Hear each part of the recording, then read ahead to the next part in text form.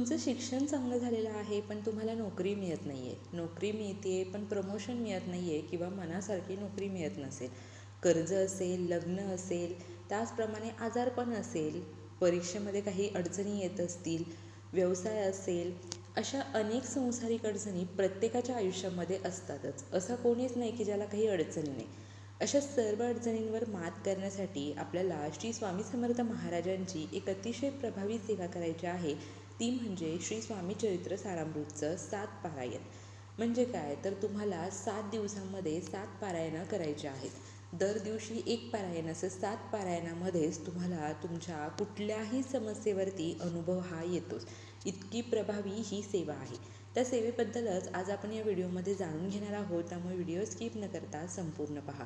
श्री स्वामी समर्थ. मी Priyanka's all content या चॅनलमध्ये मी तुम्हा सर्वांचं मनापासून स्वागत करते. स्वामी महाराज तुमच्या सर्वांच्या सर्व चांगल्या इच्छा पूर्ण करो ही प्रार्थना मी त्यांच्या चरणी करते आणि व्हिडिओला सुरुवात करते. स्वामी चरित्र सारामृत हा स्वामी समर्थ महाराजांचा अमृतासमान ग्रंथ आहे.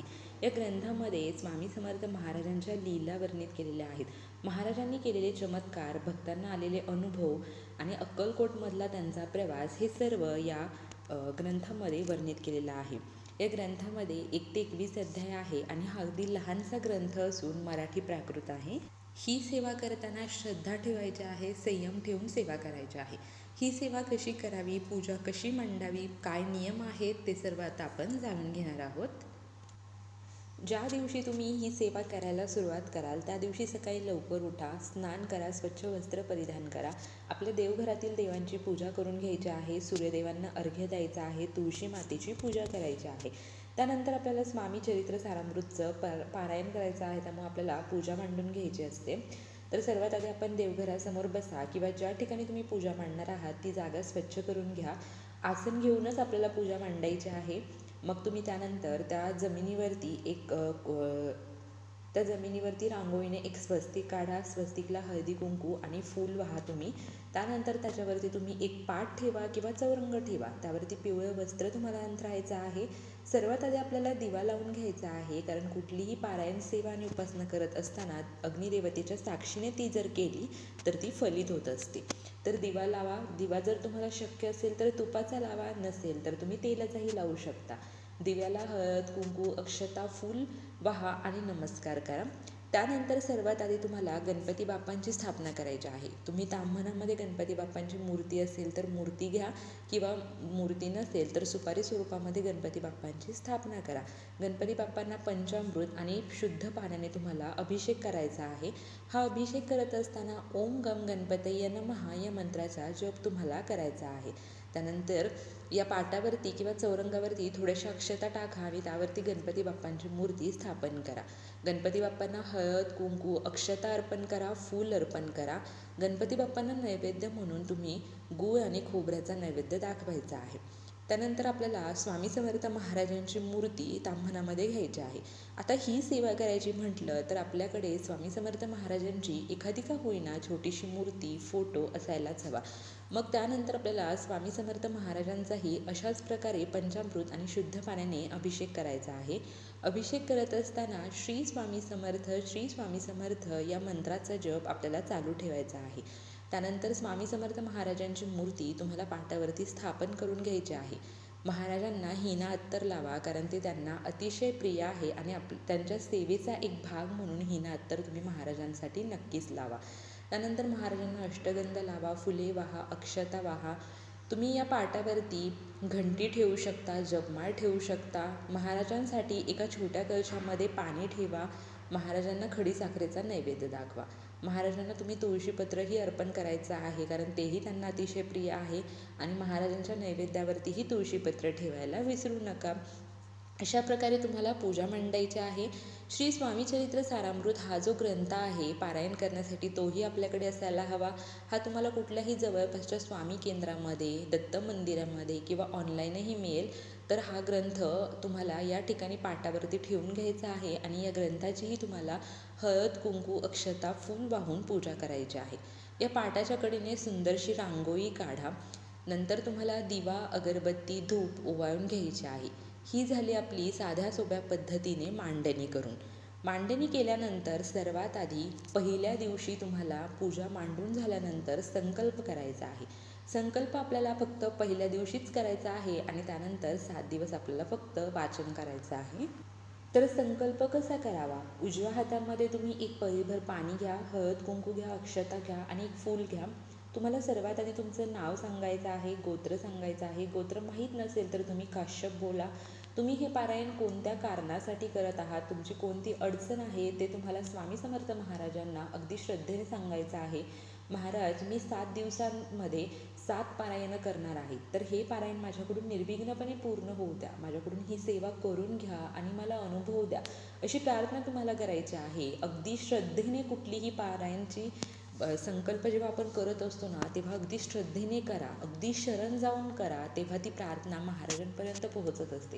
कोणतीही सेवा करताना जेव्हा आपण संकल्प करतो तेव्हा ती सेवा फलित ठरत असते. किंवा मग तुम्ही स्वामी मठामध्ये, केंद्रामध्ये, दत्त महाराजांच्या मंदिरामध्ये सेवा करण्यापूर्वी जाऊ शकता. तिथे तुम्ही महाराजांना मुजरा करा, एक नारळ, खडीसाखर अर्पण करा आणि तुम्ही सांगू शकता की मी अशी अशी 7 दिवसाची सेवा करणार आहे. ही सेवा माझ्याकडून निर्विघ्नपणे पूर्ण होऊ दे. बऱ्याच वेळा आपण सेवा करायला घेतो आणि ती आपली अर्ध्यातच राहते. असं काही होऊ नये म्हणून आपल्याकडून ही सेवा एकदा सुरू केल्यावरती 7 दिवसामध्ये पूर्ण झालीच पाहिजे, यासाठी स्वामींना तुम्ही प्रार्थना करू शकता. अशा प्रकारेही तुम्ही करू शकता किंवा घरीसुद्धा तुम्ही स्वामींना संकल्प करू शकता. करून झाल्यानंतर आपल्याला त्या ठिकाणी बसूनच पारायण करायचं आहे. पारायण करण्यापूर्वी तुम्ही एक ग्लासभर पाणी स्वामींच्या पुढे ठेवा. तुम्हाला सर्वात आधी श्री स्वामी चरित्र सारामृतचे 1 ते 21 अध्याय पठण करायचं आहे. हे पठण करून झाल्यानंतर तुम्हाला श्री स्वामी समर्थ या मंत्राच्या 11 माळी जप करायच्या आहे. पण 11 माळी करणं आपल्याला शक्य होत नाही, तर अशा वेळी तुम्ही 1 माळ म्हणजे 108 वेळा या मंत्राचा अगदी श्रद्धेने जप करा. त्यानंतर या पाण्यावरती म्हणजे जो ग्लासभर पाणी आपण घेतलेलं आहे त्याच्यावरती तुम्ही हात ठेवा आणि 11 वेळा तारक मंत्र तुम्हाला म्हणायचा आहे. आता 11 वेळा तारक मंत्र म्हणणं शक्य नाही, तर ॲटलिस्ट 1 वेळा तर तारक मंत्र तुम्ही म्हणूच शकता. अशा प्रकारे महाराजांची साध्या सोप्या पद्धतीने तुम्हाला दररोज 7 दिवस सेवा करायची आहे. ही सेवा करून झाल्यानंतर गणपती बाप्पांची आरती करा, स्वामी समर्थ महाराजांची आरती करा, घंटी वाजवा आणि महाराजांना मुजरा करून मगच तुम्हाला आसन सोडायचं आहे. महाराजांना नैवेद्यामध्ये तुम्ही सकाळ संध्याकाळ जे काही घरामध्ये बनवणार आहात तेच तुम्हाला नैवेद्य म्हणून दाखवायचं आहे. तुम्हाला कसलाही उपवास करण्याची गरज नाही, खाऊन पिऊन तुम्ही हे व्रत करू शकता.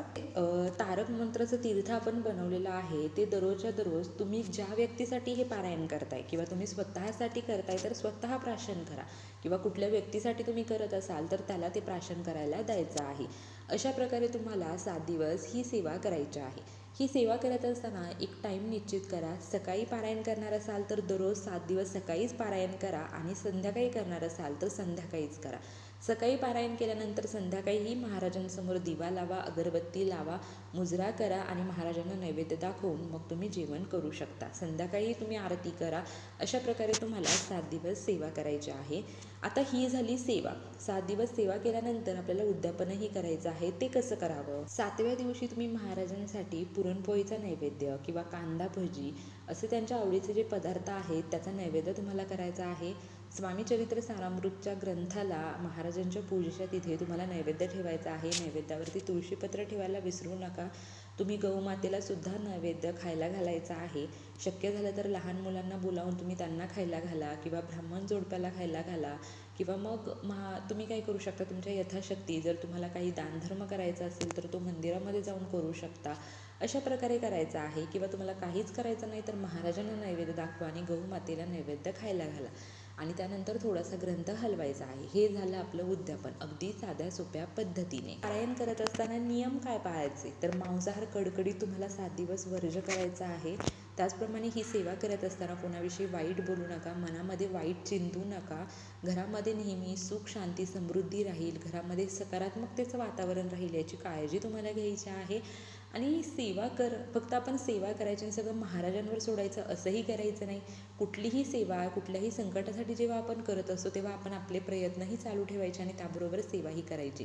कारण अशा सेवा केल्यामुळे अध्यात्माची जोड आपल्याला मिळते आणि आपल्या संकटातून महाराज तर आपल्याला मदत करतातच, पण आपणही आपली स्वतःची मदत करायची आहे. कारण जो स्वतःची मदत करतो त्याला महाराज नेहमीच मदत करतात आणि त्याला त्या संकटातून बाहेर काढत असतात. 7 दिवसामध्ये तुम्हाला अनुभव आल्याशिवाय राहणार नाही, इतकी प्रभावी ही सेवा आहे. सांगितल्याप्रमाणे नक्की करा, तुम्हाला अनुभव नक्की येईल. महाराज तुमच्या सर्वांच्या सर्व चांगल्या इच्छा पूर्ण करू, ही प्रार्थना मी त्यांच्या चरणी करते आणि व्हिडिओला समाप्त करते. माहिती आवडली असेल तर व्हिडिओला लाईक करा, व्हिडिओ सर्वांसोबत शेअर करा. कमेंट बॉक्समध्ये श्री स्वामी समर्थ लिहायला विसरू नका. Shri Swami Samarth. Bless you all.